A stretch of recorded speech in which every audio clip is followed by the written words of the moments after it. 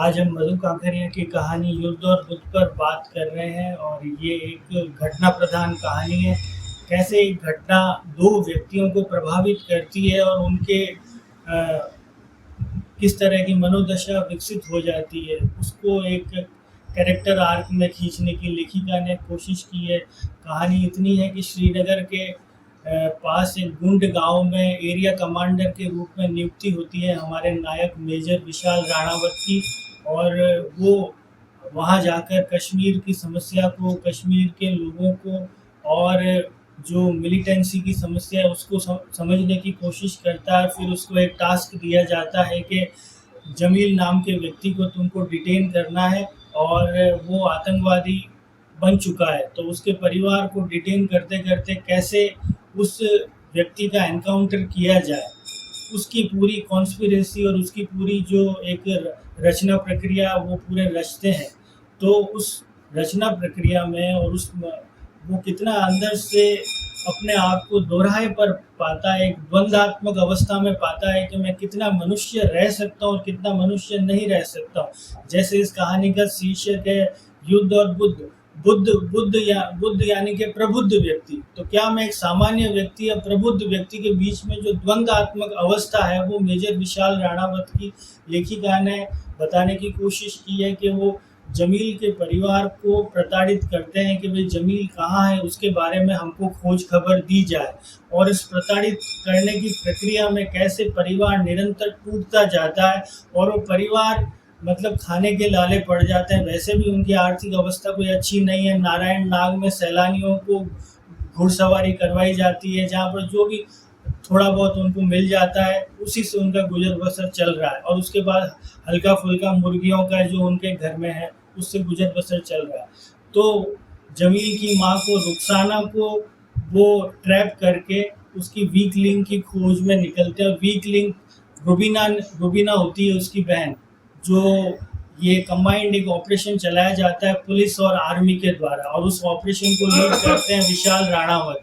और उसी ऑपरेशन में वो अपने आप को बार बार दोहराए पर ऊहा-पोह की स्थिति में पाता है कि क्या वाकई में कश्मीर में काम करते हुए, एक मिलिट्री रहते हुए मनुष्य रहा जा सकता है कि नहीं रहा जा सकता है।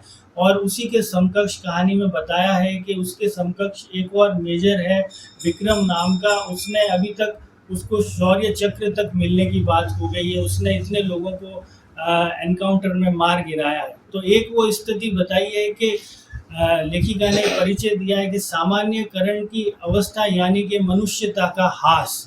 उसने एक लाइन में व्याख्या की है, सामान्यकरण की ये परिभाषा उसने गढ़ी है। तो ये अपने आप में एक बहुत बड़ा प्रश्न खड़ा करता है कि मनुष्यता का ह्रास ही सामान्यकरण की परिभाषा हो सकता है कि नहीं।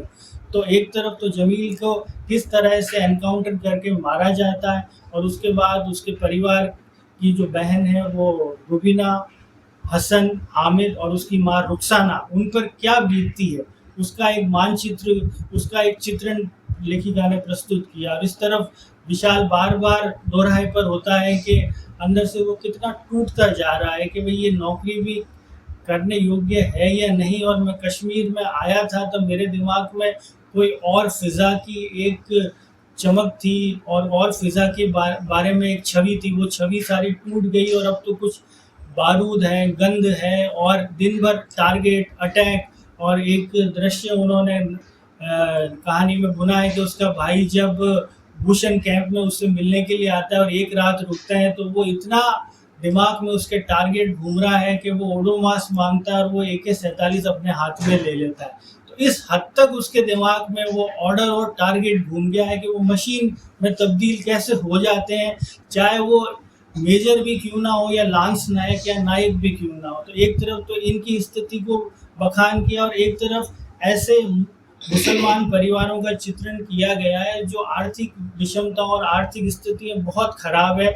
उसके बाद उनको कैसे बरगलाया जाता है, ट्रैप किया जाता है आतंकवादी बनाने के लिए। तो वो बताया कि मिलिटेंसी और मिलिटेंट, मिलिट्री और मिलिटेंसी दो बड़ी समस्या को लेकर ये कहानी युद्ध और बुद्ध कही गई है। और वहाँ पर उनका कमांडिंग ऑफिसर अभिषेक चौबे कहता है कि युद्ध और बुद्ध एक साथ नहीं चल सकते, ये चुनाव तुम्हारा है। तो इसी के दोहराए पर ये पूरी कहानी घूम रही है। बाकी ये कहानी का सार है संक्षेप में। बाकी अब जैसे चर्चा होगी हम आगे विस्तार से और पहलू पर बात करेंगे।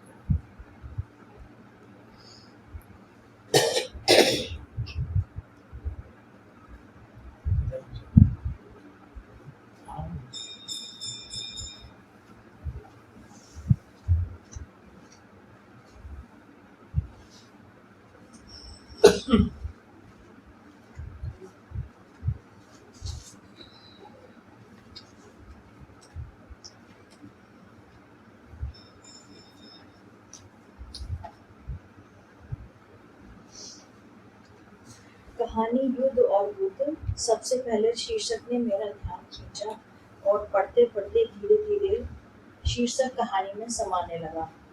कहानी का सच भी अपने असली रूप में सामने आ गया था।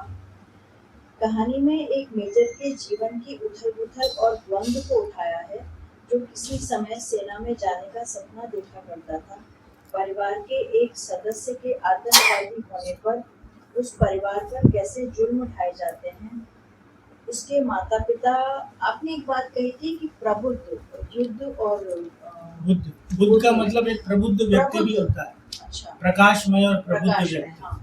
बुद्ध की एक परिभाषा ये मैंने इसका अर्थ लगाया कि उसके माता पिता के और भाई बहनों पर किस तरह शारीरिक मानसिक दबाव बनाया जाता है, कैसे माँ पर दबाव बनाकर उसके आने की सूचना प्राप्त की जाती है, यह सब विस्तार से दिखाया गया है। कहानी में मेजर के मन में युद्ध के साथ साथ बुद्ध भी चलते रहते हैं। वो जानता है कि उसे समाज निर्माण के लिए नहीं भेजा गया, एक ऐसा समाज जहाँ दया, प्रेम, करुणा और जीवों की रक्षा सर्वोपरि है, जो लोगों के दिलों से भय और नफरत को मिटाकर या बुराई को बुराई से नहीं बल्कि बुराई पर अच्छाई की जय हो और अहिंसा परम धर्म हो, ऐसे देश की वो कल्पना, ऐसे समाज की वो कल्पना कर रहा है। बुद्ध और गांधी ने शायद ऐसे ही देश की कल्पना की होगी, बल्कि उसे ऐसे आतंक फैलाने के लिए भेजा गया है कि फिर कोई आतंकी बनने का साहस ना कर सके, जहाँ हिंसा है, नफरत है और युद्ध है। अपने मन में उठते हुए उन संवेदनशील सवालों को भी वो बार बार झटक देता है, जिन्होंने उसके जीवन को घेर लिया है, क्योंकि उसका काम केवल राष्ट्र की रक्षा करना था। कहानी आतंकवाद के फैले हुए तंत्र को हमारे सामने उजागर करती है। हम अपने घरों में सुरक्षित और सुविधा से भरे घरों में बैठकर जिन पहलुओं को स्वप्न में भी नहीं सोच सकते, उन पहलुओं का खाका खींचकर हमारे सामने लेखिका ने रख दिया है कि किस तरह से आतंकवाद कश्मीर के घर घर में फैलाया गया, नवोदित बच्चों और युवकों को मोहरा बनाकर उन्हें जिहादी बना दिया गया, हमारी फौज को भी अपनी पहचान छिपाकर उनके बीच रहना पड़ता था। ऑपरेशन को सफल बनाने के लिए कितनी जानकारियां जुटानी पड़ती हैं, कैसे एक फौजी को अपने भीतर के इंसान को मारकर फिर से एक इंसान को मारना होता है। विडंबना की पराकाष्ठा देखिए कि एक माँ को अपने 3 बच्चों की जान बचाने के लिए एक माँ अपने बड़े बेटे की सीमा पार से आने की मुखबिरी फौज को करती है। उस माँ के दर्द ने मुझे भीतर से तब तो झकझोर कर रख दिया जब उसकी पसंद के लाए गए 10 लेमन जूसों में से एक 8 निकालकर वो फौजी को दिखाती है, जो वो उधार लेकर आई थी, और कहती है कि एनकाउंटर के पहले उसने केवल 2 ही लेमन जूस खाए थे। वो उसे दिलासा देना चाहता है, तुम्हें कैसे पता कि वो जमीन नहीं खाई थी। और अंत में उसका संकेतात्मक वाक्य कि तेज हवा में पेड़ के पत्ते झड़ रहे थे, चिड़ियों की तरह नीचे गिर रहे थे, कहीं सारी चिड़ियां मर न जाए, हमें जल्दी ही कुछ करना होगा। कहानी का अंत किसी भी सूरत में सुखद तो नहीं है, पर लेखिका ने इस शब्दों के सहारे एक उम्मीद बांधे रखी है कि कभी न कभी ये विनाश रुकेगा।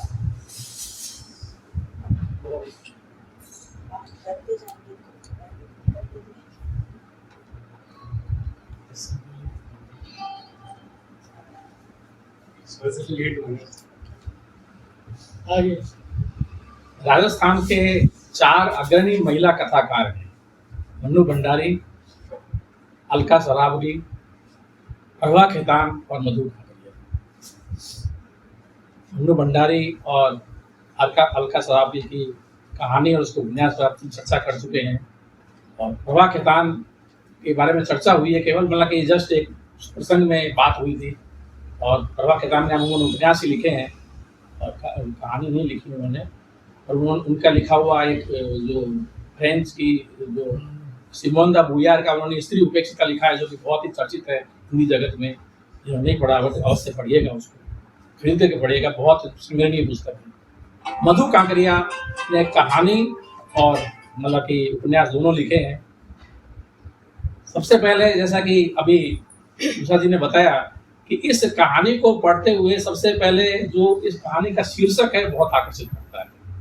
और इस शीर्षक को जो भी हम अर्थ समझते हैं, इसका आगे अर्थ भी दिया हुआ है अपने जगह पर, मैं उसका उल्लेख करूंगा। इसकी शुरुआत भी बहुत कहानी की जबरदस्त शुरुआत है इसकी। आप देखिए, वे आंखें कभी नहीं भूलेंगी, न वह दिन न वह तारीख। और उसके जो पहला पैराग्राफ उसमें लिखते हैं, लिखा है इसमें, ये कहानी जो फौजी है मेजर विशाल राणावत, नाम पर भी इसके जो मुख्य पात्रों के जो नाम है, और जो विशाल राणावत को एक बाद में करके एक नाम दिया जाता है, हकीम अली कबीर नाम दिया जाता है। और इसका उस गांव का एक परिवार का व्यक्ति जो बहुत नवयुवक है, 20 साल का है, वो मिलाकर आतंकवादी बन गया है, उसका भी जो नाम है, आप देखिएगा उस नाम में भी इस कहानी का आप देखेंगे कि आपको बहुत ही आपको लगेगा कि चला, मतलब उनके नामों की भी चयन किया गया, उसी तरह से किया गया है। विशाल एक फौजी है, और हम जानते हैं कि जब फौजी व्यक्ति जब अपने मकसद में आगे बढ़ता है तो उसके लिए आदेश ऊपर से जो ऑर्डर होते हैं उसको पालन करना होता है। वह अपना अंतरात्मा, संवेदनशीलता और इस सबको एक तरफ रख करके जो उसको कहा गया काम उसको वो करना है। लेकिन यहाँ पर ये कहानी इस तरह से नहीं है।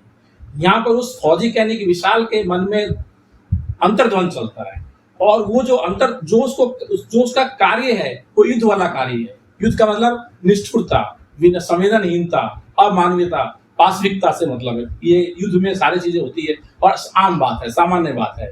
युद्ध की बात अपन जैसे करते हैं, ये सारी चीजें, उसको यदि दूसरे शब्दों में कहना चाहेंगे तो यही सारी चीजें आएगी।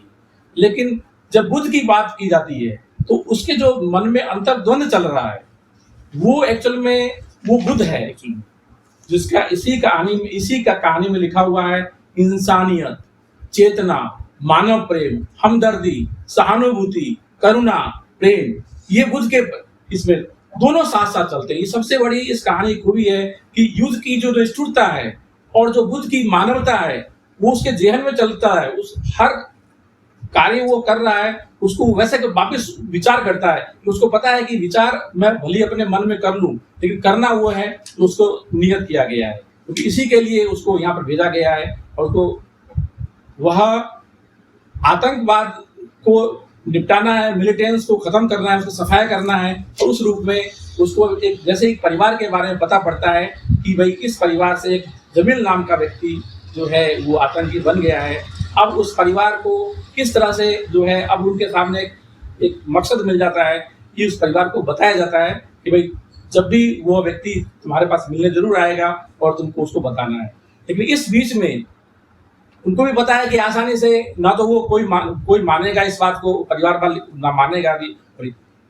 इसके इसी कहानी में बताया गया कि लोग आतंकवादी क्यों बनते हैं। हालांकि इसके बारे में उन्होंने कोई चर्चा नहीं की है, पर एक लाइन में जो बताया है उससे मालूम पड़ता है उसमें है दरिद्रता, गरीबी उसकी, बेकारी उसकी और कट्टरता।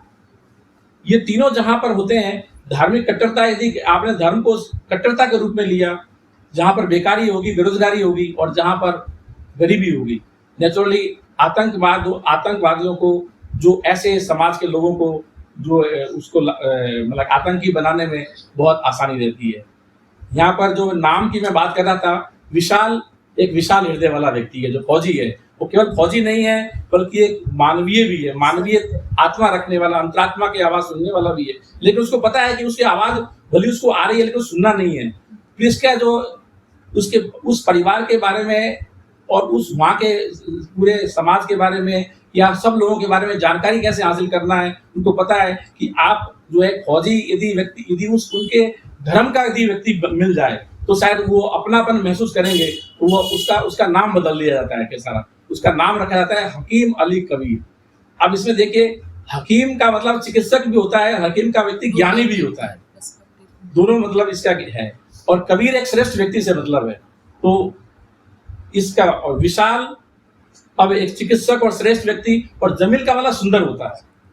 और देखिए कि एक सुंदर व्यक्ति, बहुत मासूम व्यक्ति कहानी के अंत में जब अपन आएंगे तब देखेंगे कि किस तरह से वो उस आतंकवादी बनता है। अब उस परिवार का अपना इतना उत्पीड़न किया जाता है, उस परिवार को, जो परिवार के जो बचे हुए मेंबर हैं, उसके 2 भाई बचे हुए हैं, एक बहन बची हुई है, माँ और बाप है, उसका इतना उत्पीड़न किया जाता है कि अंततः उसकी माँ के सामने एक बिल्कुल उसके पास 2 ही विकल्प होते हैं, या तो उस परिवार को खत्म कर दे, उसको बिल्कुल खत्म कर दे, या फिर उस जमील को खत्म करे।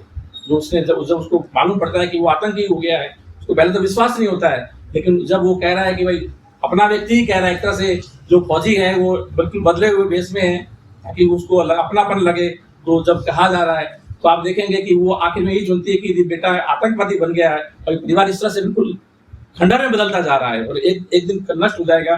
तो परिवार को बचाने के लिए अपने बेटे का बारे में बताती है कि वो मिलने के लिए आ रहा है। आप देखेंगे कि कश्मीर के बारे में जो इन्होंने इस दोनों तरह के वर्णन चलते हैं। इसमें कश्मीर की खूबसूरत वादियों का भी एक तरफ बात की गई है, और जब इसकी खूबसूरत वादियों की जब बात की गई है तो आपको मेरे ख्याल में एक जो शेर एक याद आ रहा होगा, जो कश्मीर के बारे में कहा गया था कि अगर फिरदौस बरुए जमी अस्ता हमी अस्ता हो हमी अस्ता हो हमी अस्ता, है ना।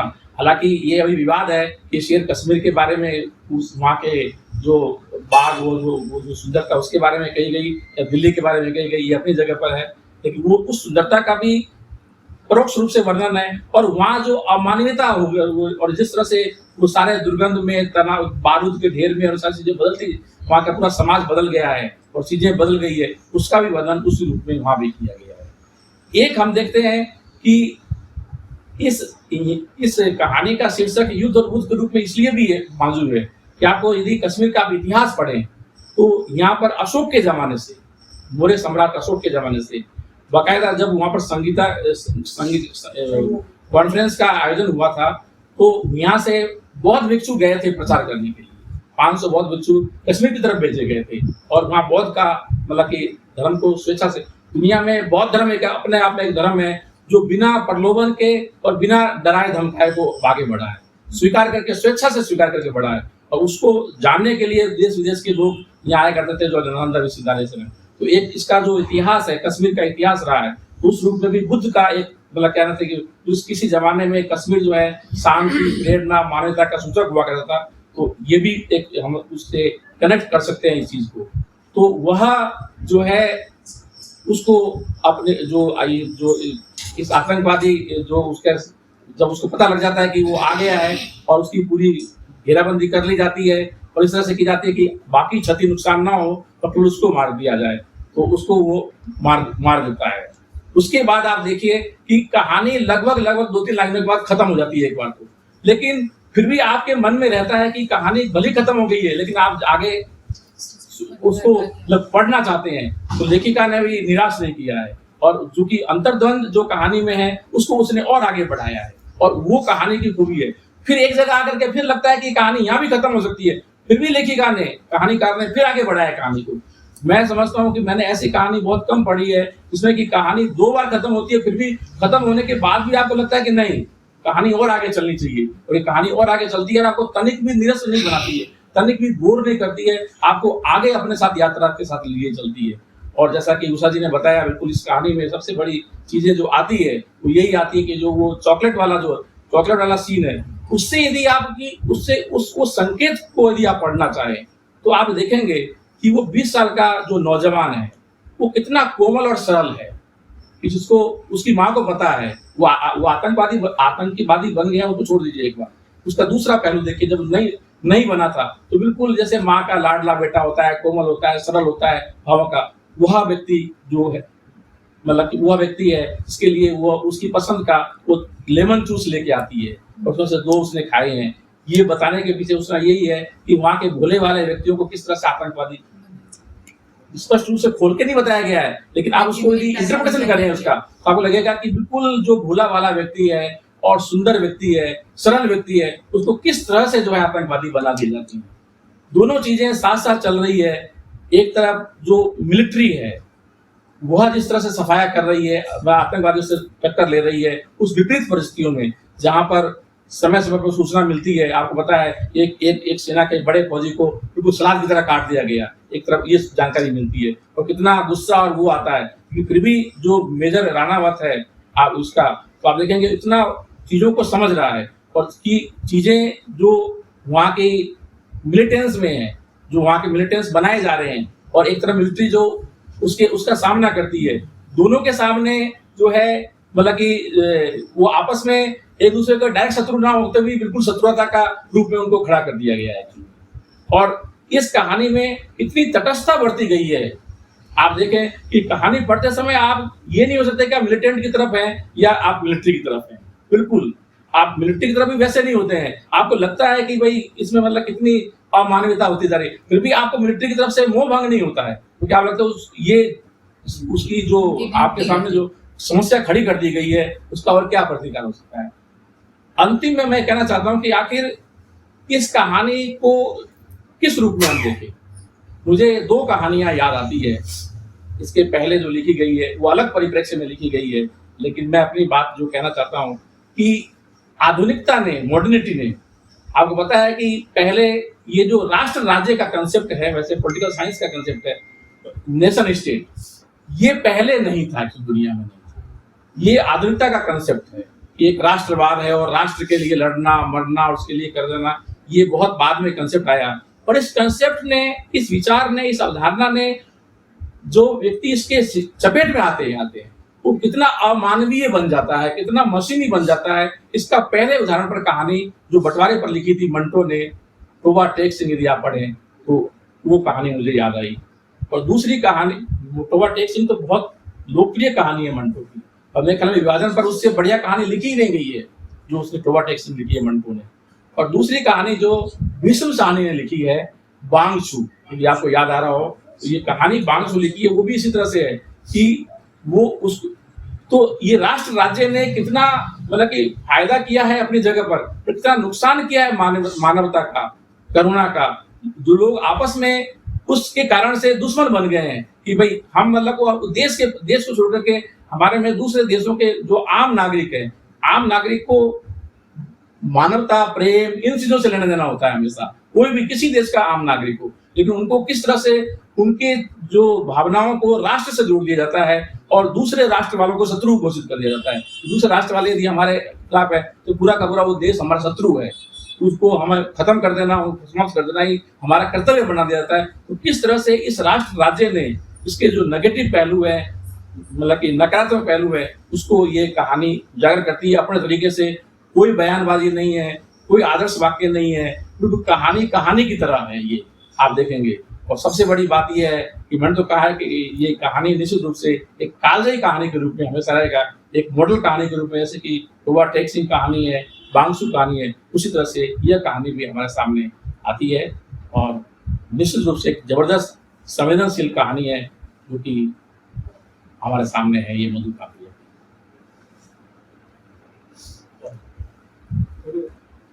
बहुत बढ़िया साधना जी, आप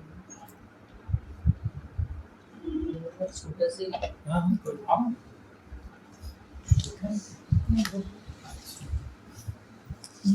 तो ये चीज रियल में देखी। युद्ध और बुद्ध, जैसा कि कहानी के शीर्षक से ज्ञात हो रहा है कि लेखक एक द्वंद्व में फंसा हुआ है। आत्मा से भले ही वो बुद्ध है, मगर कर्म उसे युद्ध कराने पे आमादा है। एक फौजी अगर बुद्ध की राह पे चलेगा तो अपने फर्ज से दगा देगा।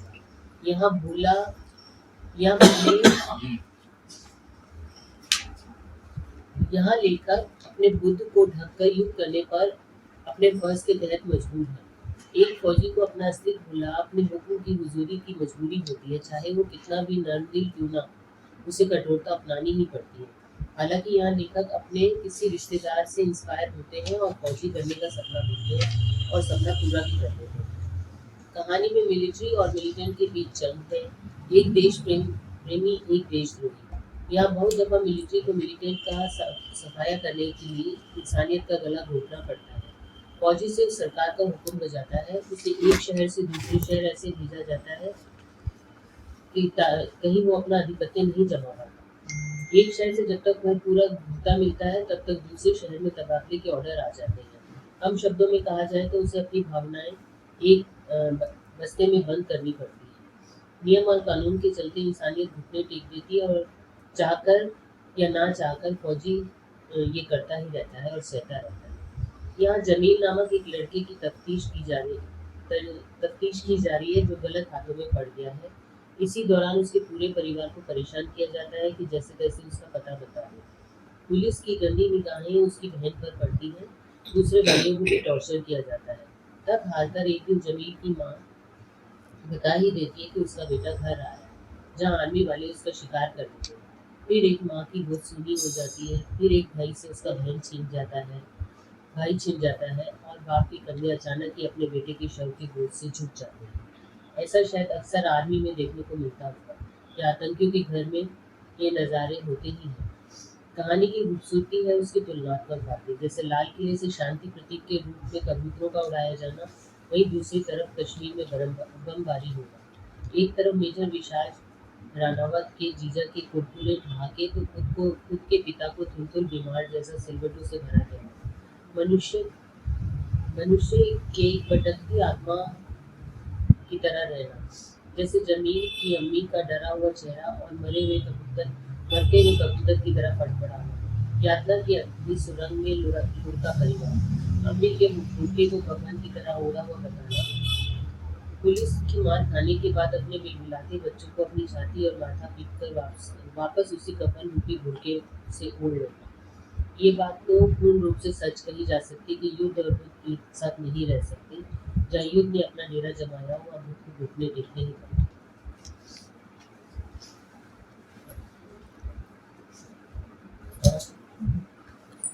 युद्ध और बुद्ध, जब मैंने ये टाइटल देखा तो बड़ा अट्रैक्शन भी हुआ कि युद्ध और बुद्ध ये दोनों जो एक तरह से टॉपिक है, ये एक साथ कैसे चल सकता है, क्योंकि बुद्ध से बिल्कुल उल्टा युद्ध। बुद्ध की हम जो भी बातें पढ़ते हैं अहिंसावादी, और जब ये मैंने स्टोरी पढ़ी तो हाल ही पिछले ईयर मैं अपने कॉलेज को टूर लेके गई थी कश्मीर। वहाँ हमारे साथ टूर एजेंट का एक भाई भी था जो आर्मी में ही था और वो वहीं पोस्टेड थे। वो छुट्टियों में थे तो हमारे साथ ही आए क्योंकि वो कश्मीर को जानते थे। तब उन्होंने इस तरीके से बताया, जैसे इस कहानी के अंदर जो नायक है मेजर विशाल अपना नाम चेंज करके और उनके बीच में रहता है, तो उन्होंने अपनी सारी चीज़ बताई, वहाँ के फोटोज भी बताए, देखो हम कैसे बन के रहते हैं। उसके उल्टा हमारे साथ जो गाड़ी में ड्राइवर थे वो वहाँ कश्मीर के ही थे, हमारी गाड़ियों के, वो इन लोगों से नफरत करते थे, आर्मी वालों से।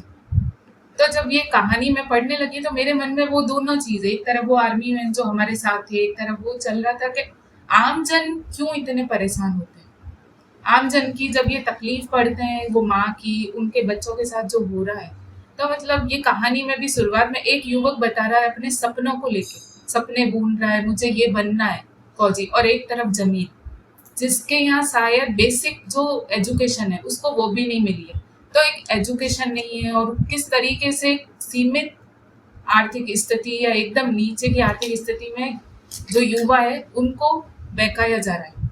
तो इसमें ये भी दिखा, एक तरफ हम सब कश्मीर को लेके वहाँ की वादियाँ, वहाँ पैर रखते ही वहाँ की सुंदरता हमें अट्रैक्ट करती है, लेकिन जब हम वहाँ के आम जन की निजी जीवन के बारे में कुछ भी सुनते हैं तो हमारे मन में बहुत सारे ख्याल आ जाते हैं, आज हम तो ऐसे जी रहे और इनकी जिंदगी देखो।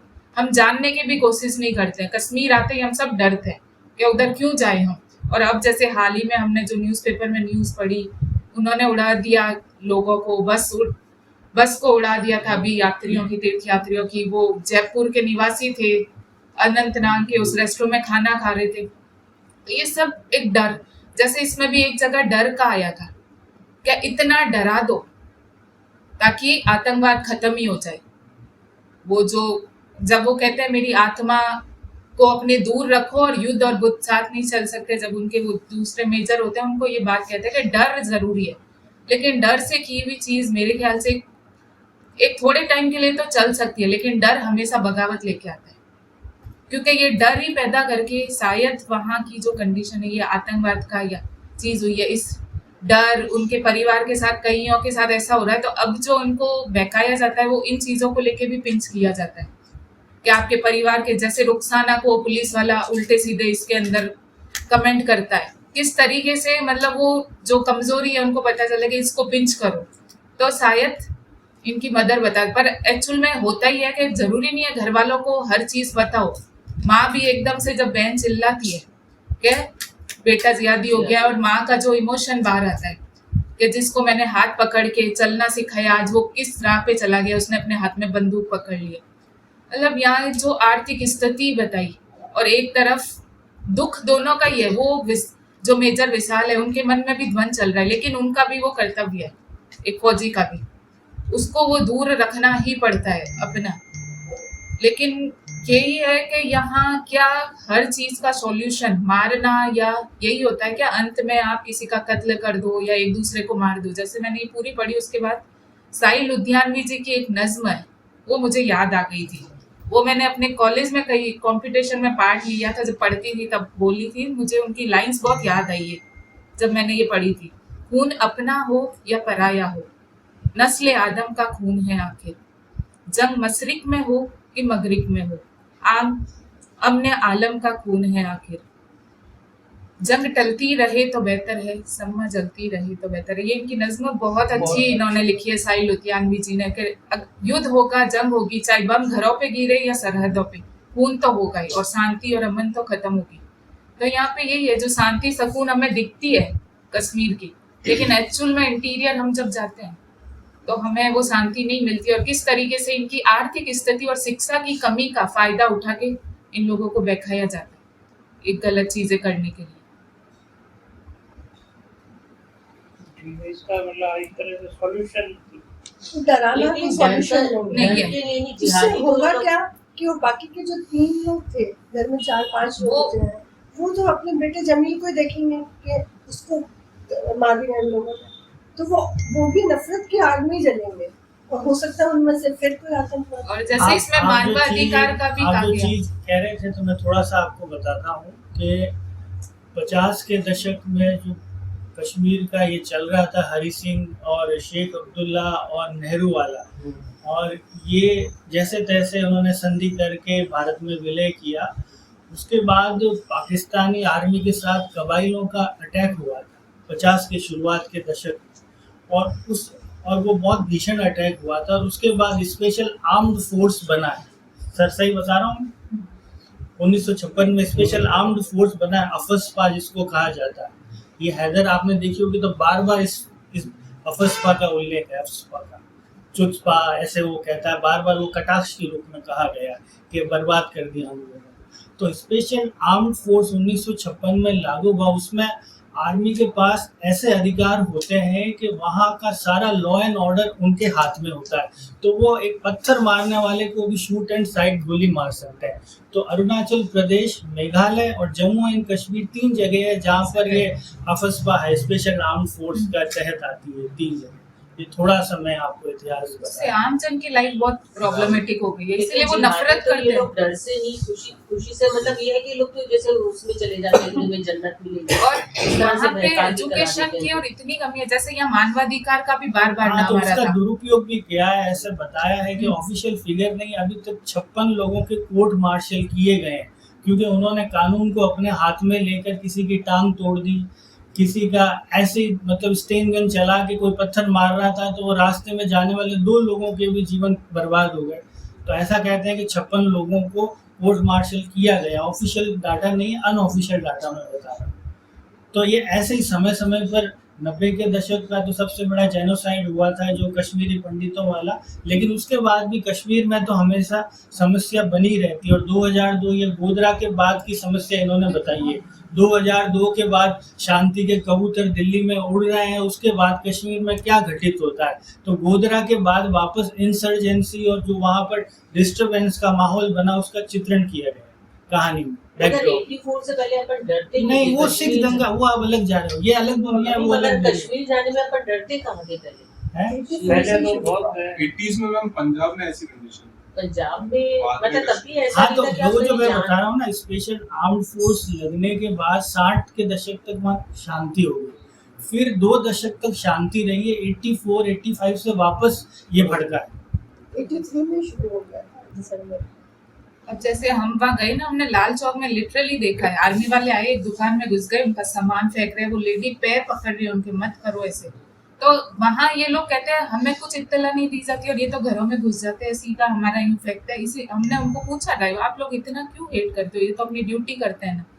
क्या मैम, ये तो हमें कुछ इन्फॉर्मेशन भी नहीं देते, ऐसे आके सब फेंकते हैं, हमारी बहन बेटियों को कुछ भी बोल देते हैं। देंगे तो फिर तो वो पकड़ कैसे नहीं, पाएंगे? जैसे तब तक तो वो लोग बहन सब करते बेटियों थे को भी बराबर। गाली गलौज करते हैं, ये चीज उन लोगों को इसलिए गुस्सा है। मेन सबसे ज्यादा उनकी बहन बेटियों को ये लोग जो करते हैं ना, इसलिए इनको गुस्सा आता है। वो जाहिर सी बात है, आज अपने सामने भी ऐसे कोई गाली कुछ भी बोल देगा तो कोई भी भड़केगा एक तो इंसान। मेरे को ऐसा लगता है कि कश्मीरी अपने आप को भारतीय मानते तो वो शुरू से ही अपनी गलती है। प्रॉब्लम प्रॉब्लम है वो मेन हमारे साथ प्रॉब्लम अपना लड़ते कंट्री की है ना, शुरू में ही उनको अलग से सिटीजनशिप दे दी। अलग अगर शुरू से ही जब हम आजाद हुए, अगर उनको ये चीज नहीं मिलती तो शायद उनके मन में थॉट आ उस वक्त तो उनका एक कंडीशन थी। सेपरेट थे वो। और फिर जब उनको आजादी मिली सिटीजनशिप तब तो संविधान separate बना, थे। सबको कोई भी एक साथ जमीन ये किया। तो जब कबायलियों ने उन पे हमला किया तब वो इधर आए। लेकिन दोहरी नागरिकता से साथ एक ही देश में रह रहे थे ना, अब एकदम से वो हटी 370 और फिर ये और इस सारा कहानी में एक जनगणना चीज और उल्लेख आया है कि विधवाएं और वृद्धाएं, हाफ विडो के बारे में आपने सुना है? आपने तो पढ़ा ही होगा है? आधी बेवाएं, आधी लेवाएं, हाफ विडो सुना है? सुना है लेकिन हाँ, हैदर में भी पूरा उल्लेख है, बार बार और कहानी के ऊपर और आप बताइए। हाँ, मैंने तो जब फरवरी से ज्वाइन किया है, उसके बाद में फर्स्ट स्टोरी थी जो डिफिकल्ट टू रीड है, बहुत ही पढ़ के थोड़ा चेस्ट हैवी फील होता है, अच्छा नहीं लगता। तो उजमा जी ने जब आपने पीडीएफ भेजा था, उन्होंने लिखा था कि स्टोरी नहीं है, रियलिटी है, और ये बहुत एक्यूरेट चीज है। मेरे पापा बीएसएफ में थे, तो जो स्टोरीज हम सुनते थे वो इतनी ज्यादा एक्यूरेट थी, ऐसा लग रहा था कि उन्हीं के एक्सपीरियंसेस हैं, इतनी ज्यादा सिमिलर स्टोरीज थी। तो जो फौजी होते हैं उनकी लाइफ का भी एक डिफिकल्ट पार्ट होता है। जैसे मेरे पापा की 90s और अर्ली 2000 में डिफिकल्ट एरियाज में पोस्टिंग, मणिपुर में और कश्मीर साइड में, तो उस टाइम कम्युनिकेशन तो इजी नहीं था। तो जब भी कहीं ब्लास्ट की खबर आती थी, मेरे पापा पुंछ में थे, तो अगर ब्लास्ट सोपोर में या कहीं पे भी है, तो जब तक कंफर्मेशन नहीं होता न्यूज चैनल के थ्रू कि भाई जितने फौजी एक्सपायर हुए वो कौन थे, तब तक क्या घर का माहौल बहुत अजीब हो जाता था। तो हम सब चुप हो जाते थे, कोई बात नहीं करता था एक दूसरे से, क्योंकि वो डर रहता था ना अंदर, सबको पता है कि मन में क्या चल रहा है। और जब वो चीज कंफर्म होती थी, तब घर में अचानक से एक पॉजिटिविटी आ जाती थी कि चलो अपना वो नहीं है उसमें। तो ये बहुत टेंशन वाली बात थी। और मेरे पापा स्टोरी सुनाते थे, तो ये वाली जो स्टोरी है इनकी कि वो जमीन जो फौजी जाता है, जो शाल है मेजर, और लोगों के साथ घुलता मिलता है ताकि उनको मुखबिरी भी हो सके आसानी से, तो ये रियलिटी पार्ट है उसका। तो मेरे पापा जाते थे, तो जब पुंछ में थे तो एक लड़की थी जो कि 7-8 साल की, ये 2002-3 की बात है। तो वो अपने पापा की एसटीडी भी संभालती थी और अपने घर का काम वाम सारा करती थी। तो पापा आते थे तो उसके लिए भी कुछ ना कुछ लेके जाते थे बच्चे के लिए, और कंपेयर बहुत करते थे कि भाई तुम लोगों को इतनी फैसिलिटी मिली है, इतनी शांति है, और वहाँ इतना डिफिकल्ट एनवायरनमेंट, और बच्चे पढ़ाई के लिए भी होते हैं, अपना घर का भी होता है, कंपैरिजन जो करते हैं पेरेंट्स करते हैं मोस्टली। तो हमें सुनाते रहते थे उस बच्ची से कंपेयर कर करके, तो उसके लिए भी लेके जाते थे पापा जब भी आते थे कहीं पे भी, तो सामान ले जाना, क्योंकि वहाँ गरीबी है तो कुछ ना कुछ उनके लिए प्रोवाइड करना है, यानी कनेक्ट हो जाते हैं उनसे। और उस लड़की का जो भाई था वो टेररिज्म में चला गया था, तो जो भी इनकी यूनिट थी उन लोगों को शायद ऐसा ही बिहेवियर करना पड़ा होगा उनकी फैमिली के साथ में, तो उनके लिए बहुत डिफिकल्ट था। इवेंचुअली जब अटैक किया उनकी फैमिली के ऊपर, तो उस बच्ची का भी मतलब उसको भी मार दिया गया था। तो वो जो टेलीफोन बूथ चलता था उनका, तो शायद उसके भाई ने आइडिया लगाते हैं कि जो वायर होता है फोन का, उससे उस बच्ची को स्ट्रैंगुलेट करके मार दिया था कि भाई मेरी बहन है, उनको कितना प्यार करता होगा, तो उसने कहा भी फौजियों की गोली से नहीं मरनी चाहिए, तो उसने उससे फोन के वायर से स्ट्रैंगुलेट कर दिया था उसको। तो जब मेरे घर पे कभी भी आते थे अंकल वगैरह जो इनके पापा के कलीग्स थे, तो उसको याद करते थे बच्ची को, तो कोई आंसू आ जाते थे उनके कुछ। तो ये एक डुअलिटी दिखाई है कि इनके मन में वो नहीं करना चाहते हैं, लेकिन जो शायद जॉब है उनकी या सिचुएशन है वो उनको मजबूर करती है कि उनको कड़क होना पड़ता है। जैसे उसमें बताया कि मेरा मन तो कहता है कि भाई बाबा टेंशन मत लो, आपका बेटा आ जाएगा, बट वो सामने बंदूक सर पे रख के पूछ रहा है कि तू बता कहाँ पे हो, और वो कह रहा है कि 6 महीने से मैंने देखा नहीं। तो ये डुअलिटी उन सब फौजियों के अंदर रहती है। इसके अलावा ह्यूमिलिएशन की बात है तो जैसे मैं आर्मी एरिया में रहता हूँ, तो फौजियों में खुद में भी कहीं ना कहीं एक घमंड होता है, क्योंकि उनमें एक कॉम्प्लेक्स होता है, सुपीरियरिटी कॉम्प्लेक्स। वो सिविलियंस अपने आप को ऊंचा मानते हैं, उनके पास बंदूकें रहती है। तो हम अगर जा रहे हैं और एंट्री के लिए, क्योंकि हम लोग पहले वो शॉर्टकट पड़ता था आर्मी का, तो डिपेंडेंट कार्ड लाइसेंस सब होने के बाद भी उनका पूछने का तरीका, बातचीत का तरीका बहुत ह्यूमिलिएटिंग होता था। लेडीज ने तो जाने ही छोड़ दिया था वहाँ पे, क्योंकि लेडीज के साथ फिर बदतमीजी होती है। लेकिन क्या होता है, आप जब ये चीजें आगे रखते हो तो लोग कहते हैं अरे तुम फौजियों पे कैसे ऐसा कह रहे हो। तो वही है कि यहाँ पे अपन कह नहीं सकते कौन सही है कौन गलत है, बट बहुत सारे लोगों की लाइफ चली जाती है और गलत चीजें भी होती है। तो ये स्टोरी एक्चुअली क्या रियलिटी है। उजमा दी ने लिखा था कि स्टोरी नहीं रियलिटी है, वाकई में रियलिटी है तो है कईयों की लाइफ। पेनफुल स्टोरी है बहुत अच्छी है। इसमें क्या पावर का गुरूर तो होता है, गुरु बहुत गुरूर होता है। वो अपने आप को, और जब ये रिटायर होकर आते हैं तो उनका वो कॉम्प्लेक्स उतर जाता है, क्योंकि ये सिविल में ही आते हैं रिटायर नहीं होकर। उतरता, ये नहीं काम उतरता रहता है, ये है रहता उनका है। तो काम वो स्टाइल घर में वही कहते हैं ना, मिलिट्री कानून नहीं चलता है, वही चलता है उनका। बट वो मैम जब आते हैं वास्तव में वो डील नहीं कर पाते। नहीं, जैसे मेरे बेटे ने भी अपने भी एमबीएस के काम थे तो ज्वाइन किया था, जब काम तो गेट पे चेकिंग होती थी, तो वो इतनी बुरी तरह चेकिंग, सब गेट पास है सब कुछ है, तो उसको इतना ह्यूमिलेट करा, तो वो आगे डैडी मैं ये कर दूंगा उसका वो कर दूंगा। तो बोले शांत बेटा है बेटा, बहुत ज्यादा सहन करना पड़ता है या जी हुजूरी करनी पड़ती है, वो वाली बात। वो रहता है उनका रिटायरमेंट के बाद में भी, जैसे हमारे इंस्टीट्यूट में भी आते हैं कोई ना कोई ज्वाइन कर लेते हैं सोसाइटी में वहाँ, फिर वो बच्चों के साथ, अब वो 26 जनवरी 15 अगस्त की परेड की प्रैक्टिस कर रहे हैं, वो अपना वही वाला देते हैं, ऐसे करो, अरे वो नहीं कर सकते, वो बच्चे हैं, वो उनको डांटते भी इसी आज तरह। सुबह मैंने 2 डॉक्यूमेंट्री देखी, मैं लिंक भेजूंगा आप लोग भी देखें। एक तो आदि बेवाओं पर जो मैं अभी बात कर रहा हूँ, हाफ विडोज, मतलब जिनके पति या बेटा डॉक्यूमेंट में दर्ज नहीं है, उनको आदि बेवाएं कहते हैं, हाफ विडोज। जिनका पता नहीं है। तो कश्मीर से 130 किलोमीटर दूर कुपवाड़ा के पास दुर्गपुर नाम का गांव है, तो वो इस तरह की औरतों के लिए जाना जाता है। उसके ऊपर एक डॉक्यूमेंट्री राज्यसभा टीवी ने बनाई थी, वो सुबह देखी मैंने। और कश्मीर टॉर्चर्ड वैली, जो कैसे टॉर्चर करते हैं आर्मी के लोग जबरन, और उसका एक मानव अधिकार आयोग वाला एक वकील लड़ रहा है उनकी कहानी। कोई किसी के टांग टूटी हुई है, किसी को ऐसे ग्रेनेड फेंक दिया, किसी के राह चलते पत्थर मारने वाला था उसकी साइकिल पे पीछे, तो ऐसे बहुत सारे परिवारों की कहानी। वही जैसे कहीं ना कहीं उनको भी तो टारगेट बनाते थे ना, बनाते हैं उनके हाँ, साथ में, तो वो वापस से बदला निकालते वही हैं, ना। वो भी लता जी, बलि तो दोनों की दोनों चलती की चलती है। अभी मैं आकर के थोड़ा सा लिख के लाई हूँ। और आपकी बोल दीजिएगा। ये कहानी मधु काकड़िया जी की लिखी हुई है, सब जानते हैं। विशाल राणावत, मेजर विशाल राणावत की कहानी है एक तरह से। ये कहानी व्यक्तित्व की बात करती है, पद और प्रतिष्ठा से इतर व्यक्ति और उसके व्यक्तित्व की बात करती है। आर्मी के प्रति सम्मान, क्यूरियोसिटी, मैजिकल सा सम्मोहन, फौजी बनने का सपना, ये सब विशाल में बचपन से पल रहा है। और इस सपने के मूल में उसके दूर के रिश्ते के जीजाजी का आकर्षण जो है, कड़क कुरकुरा विशेषण जो दिया गया है, वो अत्यंत सटीक और नवीन सा लगा, क्योंकि कुरकुरा शब्द मुझे शायद कहीं व्यक्तित्व के लिए किसी कहानी में अब तक नहीं पढ़ने को मिला। और पिता के लिए भी जो उसने बनिया सिलवटों भरा व्यक्तित्व वगैरह जो कहा है, तो क्योंकि कालिदास पढ़ा हुआ तो मुझे उपमाएं बहुत जल्दी अट्रैक्ट करती है, इसलिए शायद मेरा ध्यान गया हो।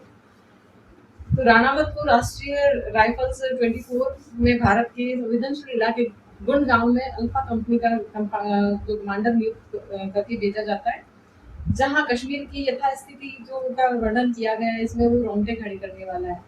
मिलिट्री और मिलिटेंट्स का बहुत यथार्थवादी चित्रण है, और ये चित्रण ना होकर बिल्कुल ऐसा लगता है जैसे आंखों के सामने घटित हो रहा है, आप खुद वहाँ मौजूद हैं। तो जैसा कि उस्मान ने कहा, ये सब आपने भी नोटिस किया होगा पढ़ती, कि कहानी कम सत्य ज्यादा लग रही है। कश्मीर प्रवेश के समय, उस समय जो उनकी आंखों में सपने होते हैं स्वर्णिम से एकदम, कि कश्मीर है, जन्नत है, और वापसी के समय जो उनकी आंखों में निराशा होती है, इंसानियत का धुआं जिसको कहा गया है, जिससे वो पूरा उनकी आंखें भारी हो रखी है, तो वो बहुत एक तरह से मर्मस्पर्शी लगा मुझे, कि सचमुच में कितना परिवर्तन आ जाता है इंसान में, कि जब वो ऐसी स्थितियों को फेस करता है।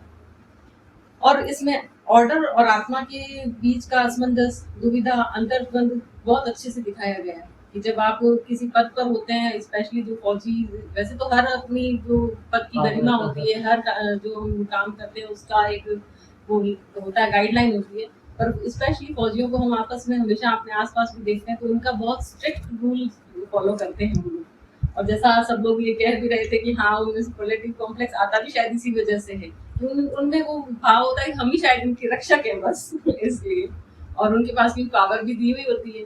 और कश्मीर तो वैसे भी जैसा निमेश जी ने कहा वो बिल्कुल बात फैक्ट है कि पहले हम जब पंजाब थे तब कश्मीर में एक बार किसी आतंकवादी को सेम इसी में जैसे जमील को किया था, वो ऑपरेशन मैंने टीवी पर देखा था। नाम मुझे अब नहीं याद है क्योंकि 17-18 साल पुरानी बात है, लेकिन जब वो ऑपरेशन टीवी पे देखा था तब भी मैं बहुत रोई थी क्योंकि वो आतंकवादी बहुत 22-23 साल का लड़का था और उसके लिए उसकी पूरी जो मोहल्ले को खाली करवाया गया था और मिलिट्री थी, और वो 1.5 दिन तक चला था और उसका बकायदा लाइव टेलीकास्ट दिखा रहे थे टीवी पे। पर वो सच में देखने वाला, मतलब हिम्मत वाला ही कोई देख सकता है, बहुत डरावना था जो भी देखा वो। ऐसे में कैप्टन अजय वर्मा के जब उसकी आत्मा उसको झंझोड़ने लगती है कि नहीं उसको मानवीय होना है, तब उसको कैप्टन जो अजय वर्मा है वो याद आ जाते हैं, उनके साथ उनके शव के साथ किया हो गया दरिंदगी याद आ जाती है और फिर वो अपनी तरफ आ जाते हैं कि नहीं नहीं शायद ऐसा करना उचित है। और जब वो ऐसा करने लगते हैं तो उनको जमील का परिवार उनकी आत्मा को झंझोड़ने लगता है, तो ऑल टाइम अंतर्द्वंद में फंसे से महसूस होते हैं। और वो क्या, मुझे लगता है उनकी सिचुएशन में शायद कोई भी हो तो वो इस द्वंद को बहुत शिद्दत से महसूस करेगा। और लेखक की झूठी पहचान, कोड हकीम अली कबीर का बन के गुड़गांव में जाना, उनकी जो लाइफस्टाइल में रम जाना, ये सब कुछ बहुत सच्चा सच्चा सा लग रहा है। और हर पल उनके शक का दायरा बढ़ता जा रहा है और विश्वास का दायरा घटते चला जा रहा है। यहाँ तक कि जब वो एक लड़की को लिफ्ट देके आते हैं तो बाद में उन्हें पता चलता है कि वो लड़की भी मिलिटेंट्स थी, और तब उन्हें रियलाइज होता है कि मतलब जिंदगी और मौत के बीच फासला कितना बारीक हो चला था, ये हो सकता था शायद जान चली जाती। उसके बाद तो उनके लिए इतना हो जाता है कि अपने भाई पे भी, मतलब वो भाई पास सो रहा होता है, वो हिलता है तो भी वो उनका हाथ सीधा गन पे जाता है। तो आप सोच सकते हो कितने खौफ में जी रहे हैं खुद भी। तो मतलब खौफ तो दोनों तरफ ही है, वहाँ जो कश्मीर की जनता है वो भी ऑल टाइम खौफ में जी रही है और जो फौजी है वो भी खौफ में जी रहे हैं, क्योंकि जिंदगी का खौफ और मौत का खौफ तो सबके लिए बराबर है, जिंदगी सबको प्रिय होती है। और ऐसे में जमील पर मिलिटेंट्स होने की सूचना मिलना और उसके बाद उसके परिवार पर होने वाले अमानवीय अत्याचार, यातनाएं और वीक लिंक को निशाना बनाने का जो इसमें वो किया गया है चित्रण, तो वो उस पूरे परिवार को अर्धविकसित अवस्था में ले आता है। जमील की माँ हो, पापा हो, उसके भाई बहन, सबकी मतलब वो जमील की एक ही सजा वो शायद पूरे परिवार को मिलने लग जाती है, और जबकि उसका परिवार शायद दोषी भी नहीं है। और दोषी तो मुझे ऐसा लगता है शायद जमील भी नहीं होगा, क्योंकि जैसे उसकी पृष्ठभूमि है, इतना गरीब उसको दिखाया गया, अशिक्षित दिखाया गया, तो वो गया तो शायद सिर्फ अपने परिवार को, कि उसको लगा मैं तो शायद शहीद भी हो जाऊंगा, मैं उसमें वो जिहाद जिसको कहते हैं कि उसके बल्ली चढ़ जाऊंगा, जन्नत तो मिले ना मिले लेकिन मेरा परिवार तो सुखी हो जाएगा एटलीस्ट। और ये लालच बहुत बड़ा होता है, और इसी लालच में लास्ट में उसकी माँ उसका पता देती है कि उसको लगता है कि अगर एक बेटा कुर्बान हो गया तो वो तो वैसे भी आतंकवादी बना हुआ है, वो तो आज नहीं तो कल तक कब तक बच पाएगा क्या पता, लेकिन अगर उसकी वो देने के कुर्बानी देने के बाद मेरा पीछे वाला परिवार बच जाता है, तो उस लालच में वो बाकी अपने तीनों बच्चों को देखते हुए दम देती कि वो आने वाले। और जमील कितना मासूम है, ये जैसा कि अभी उन्होंने बताया कि सचमुच में उसकी मासूमियत उस हद तक है कि इस उम्र तक वो टॉफियां खा रहा है। तो मतलब और ये भी है कि शिक्षा के अलावा भी है जो जिहाद के नाम पे ब्रेन वॉश जो कर दिया जाता है, तो उसके बाद मुझे ऐसा लगता है कि उनका ब्रेन वॉश इस तरीके से किया जाता है कि उनको शायद मानवीय अमानवीय कुछ भी नहीं दिखता है। उनको उस समय सिर्फ ये दिखता है कि हाँ, कट्टरता उनके दिमाग में बढ़ जाती है कि बस हम है, हमारा कश्मीर है और सामने कोई भी दिखता है तो उसे मार देना। और सेम यही फौजी के लिए भी है कि युद्ध और बुद्ध साथ नहीं चल सकते, लॉ एंड ऑर्डर, इस चीज को इतना उनके दिमाग में डाल दिया जाता है कि उन्हें उसके इतर कुछ भी नजर नहीं आता है। और फिर उसके बाद में जो उनको वाहवाही मिलती है वो फिर उनको और भी वो थोड़ा 6 इंच और ऊपर चढ़ा देती है जमीन से, कि भाई जब तक उन्होंने नहीं ऑपरेशन किया तो थू हो रही थी कि भाई इस तरह से कैसे चल रहे हो, और जैसे ही ऑपरेशन हुआ तो सब तरह से वाहवाही हो जाती है, स्टार लग जाते हैं। तो ये बहुत बड़ा लालच होता है इंसान के लिए, आत्मा तो कहीं रह जाती है इसके पीछे। पर उसको जब मिलते हैं तब भी उसकी आत्मा अंदर से कचूर, लेकिन क्योंकि आत्मा पूरी नहीं मरी है, तो जब वो सारी वाहवाही मिलती है तो उसके बाद में फिर से उसकी आत्मा जागृत होती है और उसे लगता है कि ये बहुत गलत हुआ। और अंत में जो इन्होंने संकेतात्मक भाषा यूज की वो मुझे और बहुत अच्छी लगी, कि जैसे जब वो लौटते हैं और कहते हैं तेज हवा में पत्तों का झड़ना, चिड़ियों की तरह नीचे गिरना, कहीं सारी चिड़िया ना मर जाए, जल्दी ही कुछ करना होगा। तो ये एक तरह से आशावादी दृष्टिकोण भी दिखाती है लेखक का कि मतलब कुछ किया जाए तो शायद सिचुएशन बदल सकता है। तो निराशा में उन्होंने इसको खत्म नहीं किया। और जैसा कहानी बहुत उन्होंने बोला तटस्थ है कि भाई बताती नहीं है कि आप किसी का भी एक का प्योर नहीं ले सकते, ना तो आप जमील को गलत कह सकते हैं, ना आदमी को गलत कह सकते हैं, ना आप उसे सही कह सकते हैं, ना आप उसे सही कह सकते हैं। और हिंसा तो हर रूप में जब भी हो किसी के साथ, चाहे वो घर में हो, घरेलू हिंसा का कोई शिकार होता है तो वो भी उतना ही बुरा है जितना हम राष्ट्रीय उस पर देखते हैं हिंसा। तो हिंसा हमेशा ही जो है वो खराबी है, अहिंसा जैसा तो वैसे भी कुछ नहीं हो सकता। और जैसे दीदी ने बोला कि युद्ध पे बुद्ध की विजय, तो अगर हम लोग जो थोड़ा दृष्टिकोण सकारात्मक रखें तो मुझे ऐसा लगता है कि युद्ध में विजय जो होती है वो एक बार हो सकती है, लेकिन बुद्ध की विजय जो है वो हमेशा सर्वकालिक रहेगी। अंत में जब भी कभी सकारात्मक होगा तो उसके पीछे बुद्ध ही होंगे, युद्ध कभी नहीं हो सकता। युद्ध तो शुरुआत है, युद्ध तो हिंसा की शुरुआत है, वो एक चक्रव्यूह है जो आगे से आगे चलता चला जाएगा।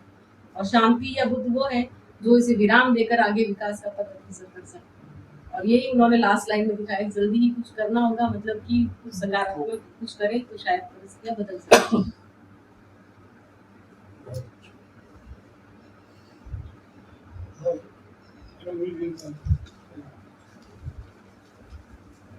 साथियों, ये कहानी में विचार मेरे को सुनने को मिल रहा है।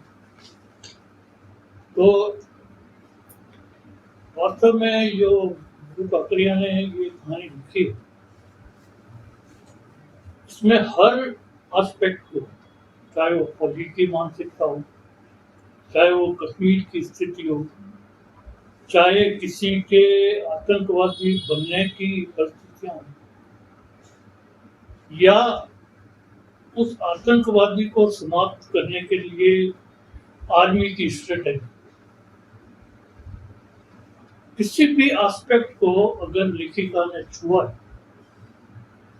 तो उसको बहुत रिसर्च, एक तो मैंने जो देखा रिसर्च, मतलब फौजी कैसे सोचता है, और तो कश्मीर पे रिसर्च, आतंकवाद बनने पे रिसर्च, आतंकवाद के परिवार की मानसिकता पे, और वो रिसर्च लैंग्वेज है लाना, वो इसकी कहानी की बहुत बड़ी। और इसको मैं तटस्थता से लिखना नहीं कहूँगा, मैं कहूँगा बहुत इंटेंसिटी के साथ हर चीज, और इतनी इंटेंसिटी के साथ लिखा है कि पाठक अपने अपने इंडिविजुअल कल्चरल बैकग्राउंड, पाठक अपने अपने इंडिविजुअल कल्चरल बैकग्राउंड और फैमिली सर्कमस्टेंस से किसी एक एस्पेक्ट से प्रभावित होकर वो अपना विचार आगे बढ़ा।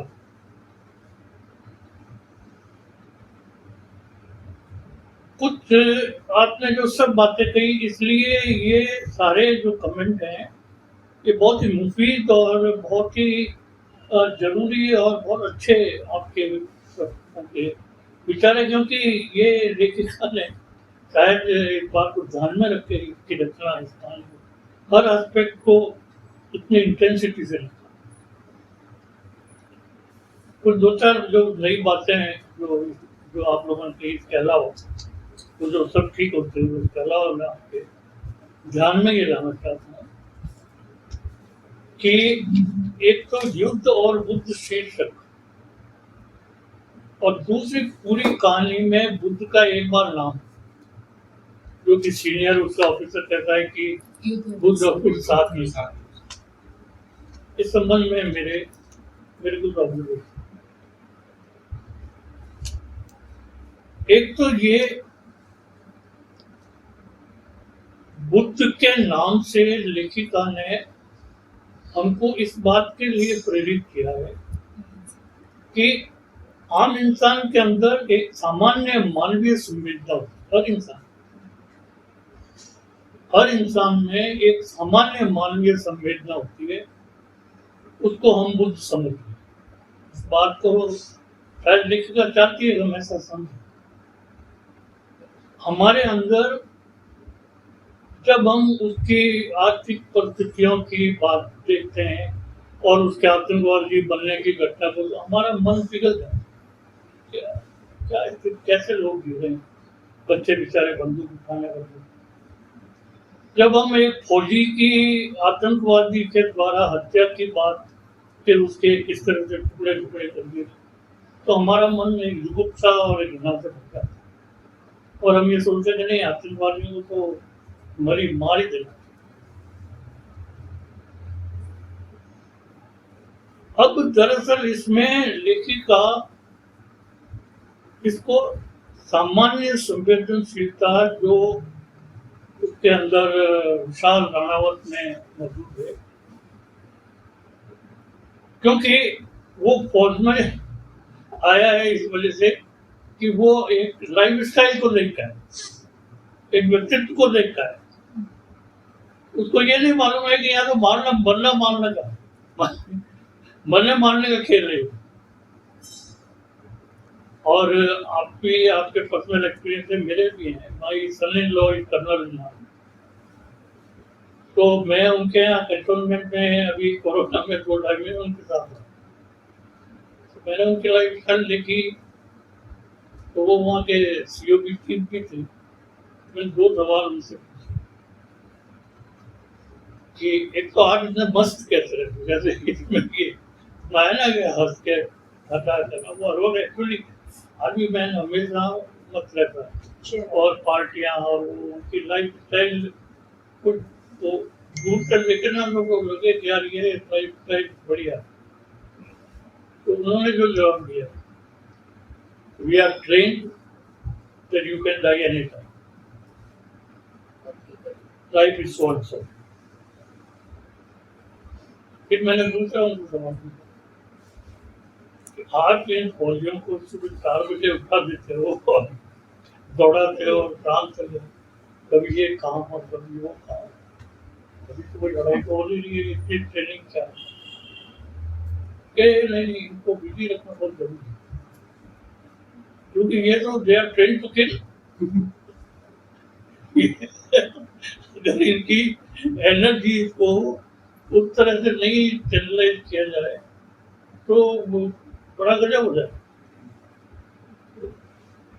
इस तरह अब मैं इस कहानी के संदर्भ में अपनी बात को आगे बढ़ाता हूँ।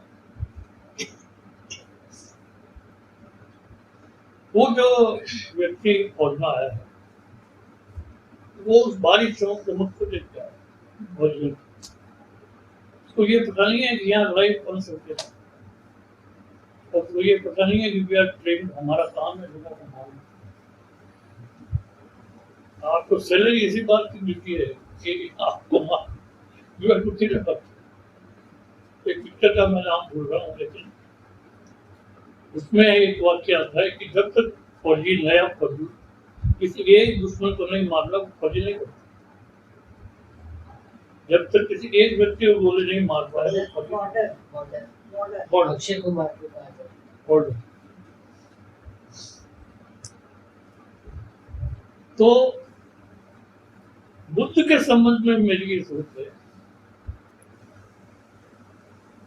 कि हमारे बीच में अब हमारे थोड़ा सा डर भी लग रहा है, हमारे बीच में बुद्ध पे ऑथोरिटी यानी कि किताब लिखने वाले साथ बैठे, तो मैं बुद्ध पे बोल रहा हूँ थोड़ा, मैं बीच में ना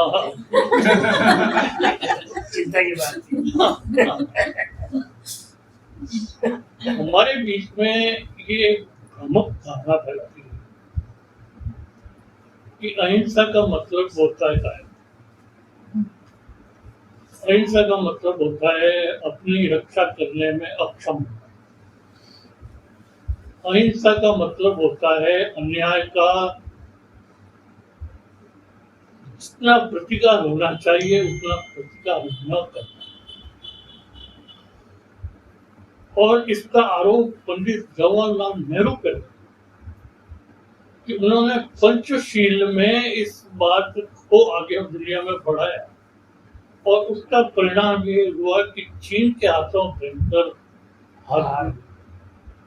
और आज मार्केट में कम से कम 3-4 अंग्रेजी की किताबें उपलब्ध है जो ये कह रही है कि इस पैसिफिज्म के लिए अहिंसा जिम्मेदार। चीन के द्वारा हमारी जो हार हुई, उसके लिए ये शांति और अहिंसा का ये भारत जो अग्रदूत बनने जा रहा था, उसकी वजह से ये हार हुई। और लाल बहादुर शास्त्री वो प्रधानमंत्री जिन्होंने इसको छोड़ा, ये अहिंसा बकवास हटा,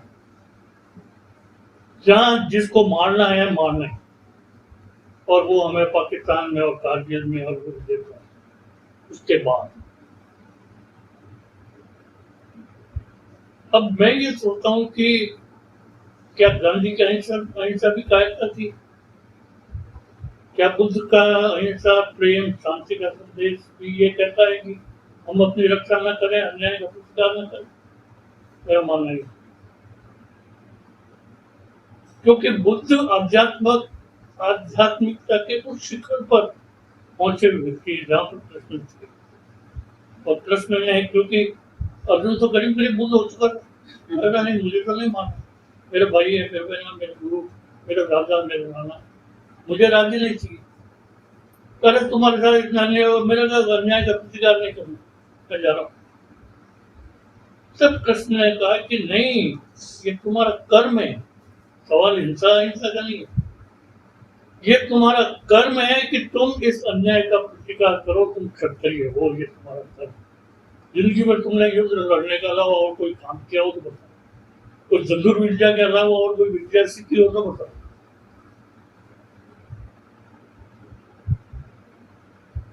तो मधु काकड़ी है कि मतलब जितनी तारीफ इस कहानी को सीखने के लिए की जाए, एक तो हर एस्पेक्ट को बहुत ही रिसर्च के बाद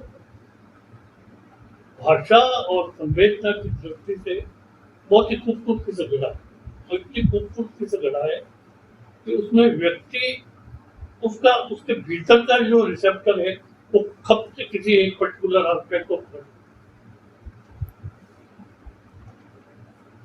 और दूसरा ये उसका फौजी का जो एक फौजी के इवोल्यूशन में जो फौजी हो रहा है और जो फौजी हो चुका, इवोल्यूशन में वो कौन सा वो व्यक्ति कह रहा है युद्ध और बुद्ध का। हालांकि बुद्ध के प्रति मेरे हिसाब से उसकी धारणा गलत है। बुद्ध का ये कतई अर्थ नहीं है कि अन्याय का प्रतिकार।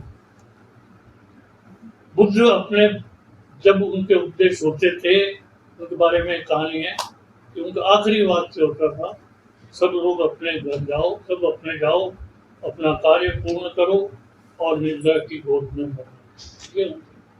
तो उनके परम शिष्य आनंद ने पूछा कि आप हर बार ये बात बोलते हो क्या? तो उन्होंने कहा कि ये दो, ये एक लेडी है और एक व्यक्ति आदमी है, सीधा के तो उसने कहा कि मैं तो चोर हूँ, मुझे लगा कि बोली क्या कर करा के बढ़िया तो लेडी से पूछा, मतलब मैं तो एक गणिका हूँ, मुझे भी बुद्ध का लगता है, मैं भी अपना काम करता हूँ। आध्यात्मिकता के शिखर पर पहुंचे हुए व्यक्तियों का जो मूल मंत्र है वो ये कि जिस समय जो कर्म करना है वो कर, उसमें युद्ध और बुद्ध कोई लेना देना। अब ये मेरी समझ है, बाकी और करेक्शन